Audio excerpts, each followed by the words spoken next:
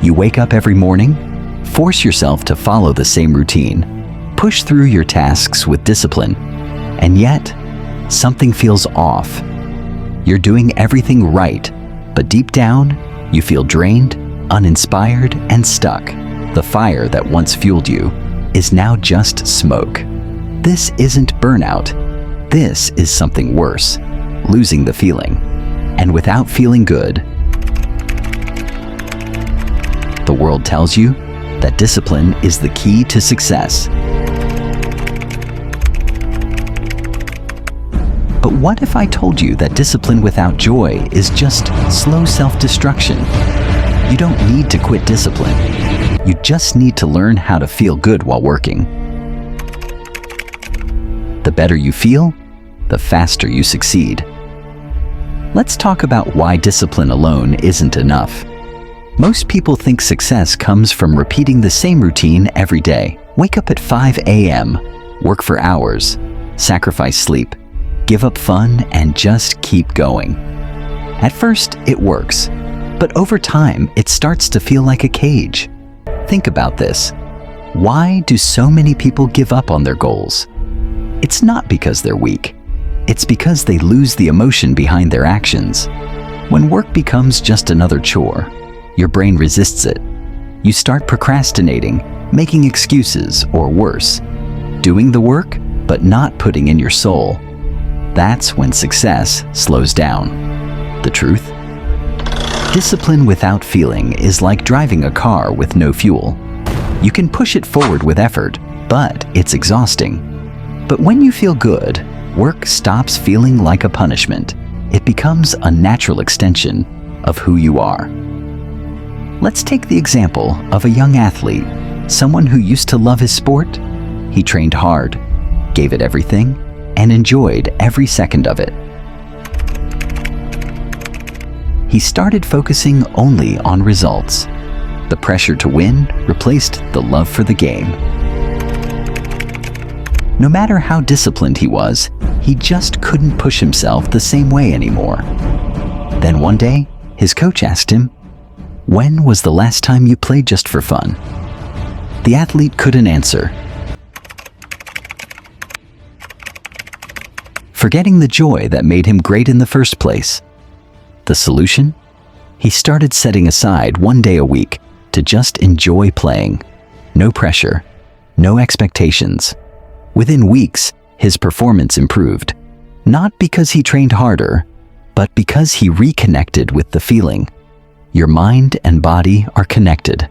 When you feel drained, your brain's performance drops. Your creativity, focus, and motivation take a hit. But when you feel good, everything flows. Science proves this. When you experience happiness, your brain releases dopamine, a chemical that boosts motivation, learning, and memory. That means feeling good isn't just a luxury, it's a success hack. Think of the most successful people: Elon Musk, Steve Jobs, Kobe Bryant. They didn't just grind endlessly. They found ways to stay inspired. Steve Jobs took long walks to clear his mind. Kobe found joy in every training session. They didn't just work hard, they worked happy. So, how do you make sure discipline doesn't turn into exhaustion? Simple. You design your life in a way that includes happiness. Most people work first and hope to find time for happiness later, but that never happens. Instead, plan your joy before your work.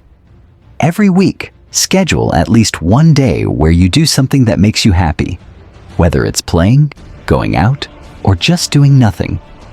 If you feel lost, think about what used to make you happy before life got serious.